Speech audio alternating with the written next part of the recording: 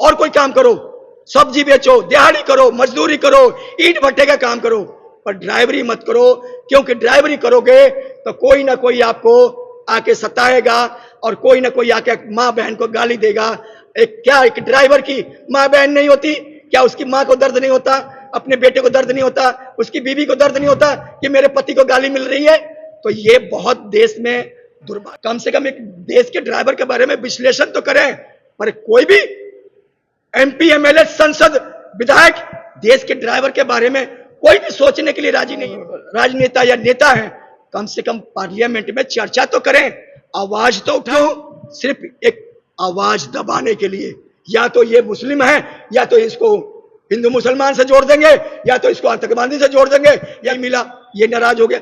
यानी कि कुल मिला के फूट डालो की राजनीति ये भारत सरकार के लिए मिलता है। ये क्या है? ये सरकार की नीति क्या है? ये कौन सी रवैया है? यानी कि कुल मिला के, चाहे वो तो आप लोगों ने बयान सुना होगा, क्या 22 लाख देश में ड्राइवर की कमी है। ये हम नहीं कह रहे हैं, श्रीमान नरेंद्र मोदी जी ने, प्रधानमंत्री जी ने, पर वो एक जुमला है, एक लॉलीपॉप है सरकार ने देश के ड्राइवर को दिया। जो कि देखिए, ये इस 22 और 23 का जो सभा था, वो मुख्य बिंदु पर जो था अपने ड्राइवर वेलफेयर बोर्ड और ड्राइवर आयोग, यानी कि driver commission, driver welfare board के ऊपर था। जो कि हम पिछले 10 सालों से संघर्ष ऑल ड्राइवर कल्याण संघ भारत जो करता आ रहा है। आप लोग कई हमारे पत्रकार महोदय साक्षी गवाह हैं। कई बार हम कर भी चुके हैं, सरकार को मांग पत्र दे चुके हैं, पर सरकार जो है देश के ड्राइवर के साथ सौतेला व्यवहार कर रहा है। ये हरगिज ऑल ड्राइवर कल्याण संघ भारत नहीं बर्दाश्त करेगा। 2023 में आंदोलन किया था, सरकार को मुख्य रूप में चेतावनी दिया था, जो कि सरकार को संज्ञान में लेते हुए श्रीमान नरेंद्र मोदी जी ने, प्रधानमंत्री जी ने, पर वो एक जुमला है, एक लॉलीपॉप है सरकार ने देश के ड्राइवर को दिया, जो कि जमीनी स्तर पे कुछ भी नजर नहीं आता है। अब ऑल ड्राइवर कल्याण संघ भारत देश के संपूर्ण ड्राइवर यूनियन ये मांग करते हैं कि देश के ड्राइवरों के लिए सुरक्षा के लिए, उसके लिए सुरक्षा कानून बनाया जाए, ड्राइवर आयोग बनाया जाए, ड्राइवर वेलफेयर बोर्ड बनाया जाए।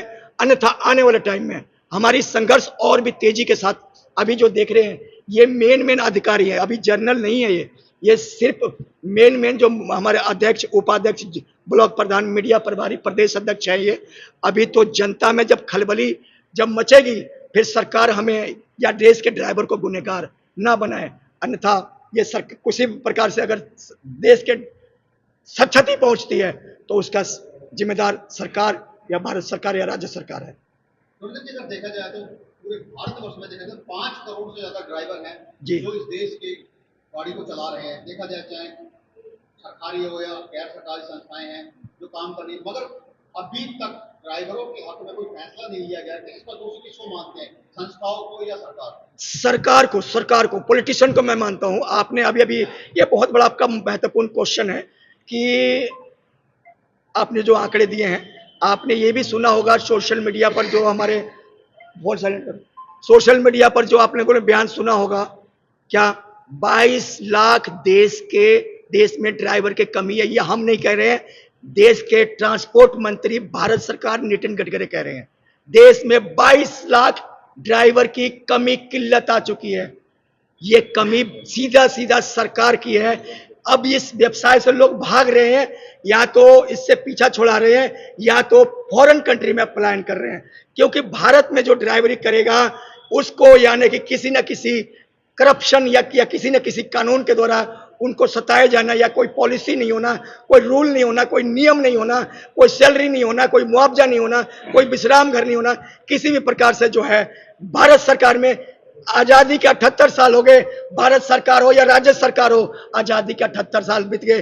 देश के ड्राइवर के लिए, चाहे वो टैक्सी वाले हो, चाहे बस वाले हो, चाहे ट्रक वाले हो, किसी के लिए कोई पॉलिसी सरकार ने नहीं बनाया। इसीलिए हमें इस बात का दुख है, मेरे देश के ड्राइवर, मेरे भारत के नागरिक अपनी मातृभूमि को छोड़कर, अपनी जन्मभूमि को छोड़कर विदेशों में पलायन कर रहा है। ये हमें बहुत दुख की बात है सर, चंद पैसों के लिए। अगर देखा जाए तो गवर्नमेंट पॉलिसी तो बनाती है, मगर धरातल पे आते आते दम तोड़ देती है।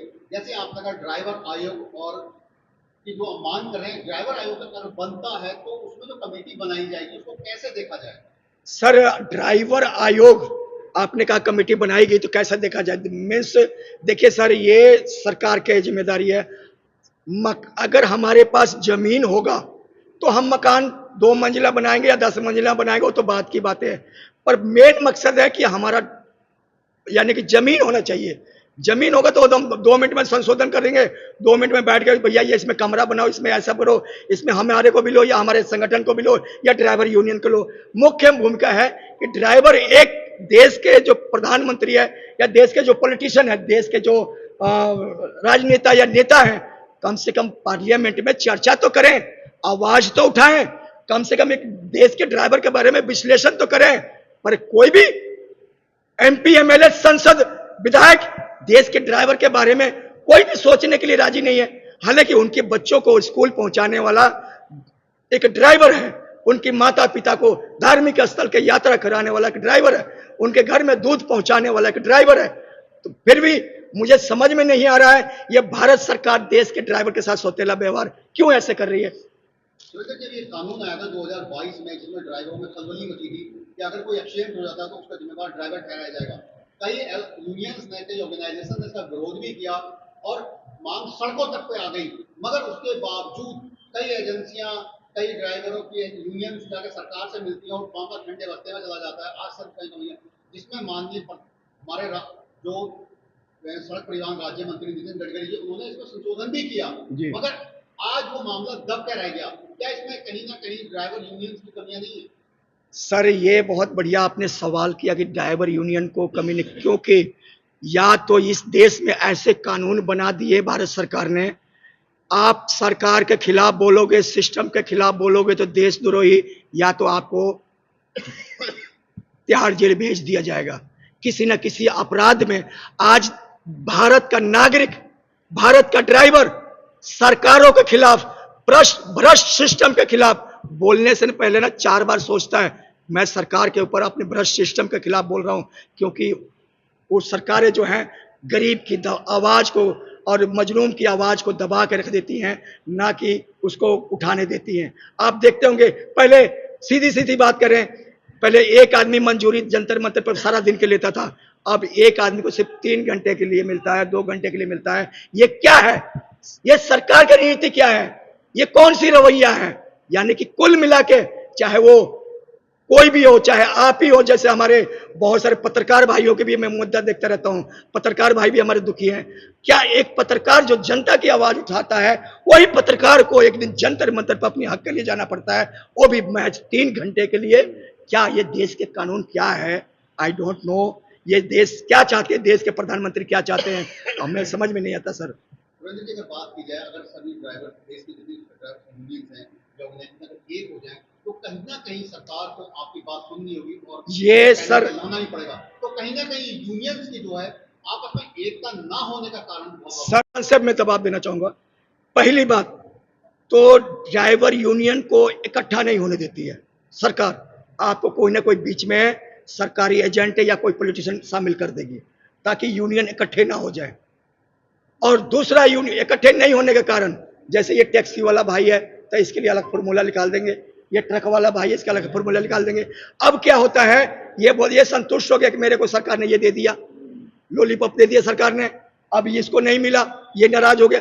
यानी कि कुल मिला के फूट डालो की राजनीति ये भारत सरकार और भारतीय पॉलिटिशियन के लोग कर रहे हैं, और ये देश के ड्राइवर बर्दाश्त नहीं करेगा। अब जागरूक हो गया है। आज आपको बता दूं कि पूरे भारत के जितने भी राज्य हैं, केंद्र शासित राज्य हैं, हर एक यूनियन, महासंघ, उड़ीसा महासंघ, बहुत सारे ऐसे संगठन हैं जिनका नाम लेना चाहूं तो 5-10 मिनट लग जाएगा।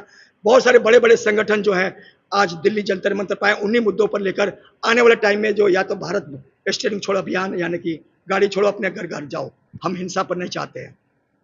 आप जिसमें मांग लेके बैठ रहे हैं, तो उसको अगर आपकी मांगों पर ध्यान नहीं दिया तो आपका अगला कदम क्या? अगला कदम सर, ये बहुत बढ़िया सवाल करेगा। अगला कदम क्या है? अगला कदम यह है कि अभी सभी यूनियन के समूही मीटिंग हुई है और बहुत जल्द जो है इंडिया लेवल पर जो है उसकी एक घोषणा होगी, और कि इतने तक से इतने तक के बाद पूरा भारत क्लोज, यानी कि बंद, हड़ताल हम किसी भी तरह का क्षति हम समाज को या सरकार को या सरकारी संपत्ति को नहीं पहुंचाएंगे।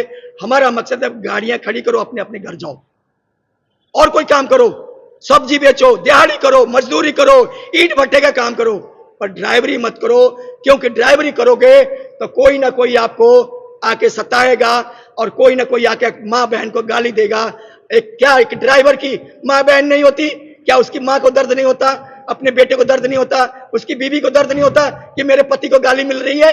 तो ये बहुत देश में दुर्भाग्य है कि देश के लिए ड्राइवर के लिए कोई भी सेफ्टी कानून सेल्फ डिफेंस के लिए आज महिलाओं के लिए बने हुए ना, बहुत सारी महिलाएं प्रयोग करती ना देश के ड्राइवर के साथ, या तो वो आवाज उठाएगा। हमारे एक कार्यकर्ता के साथ मैं बताना चाहता हूं, आज सोशल मीडिया के माध्यम से एक कार्यकर्ता के ऊपर बहुत सारे गंदे केस लगा दिए, उसको कौन सा केस बोलते हैं यार, वो एमडी केस लगा दिए। क्यों?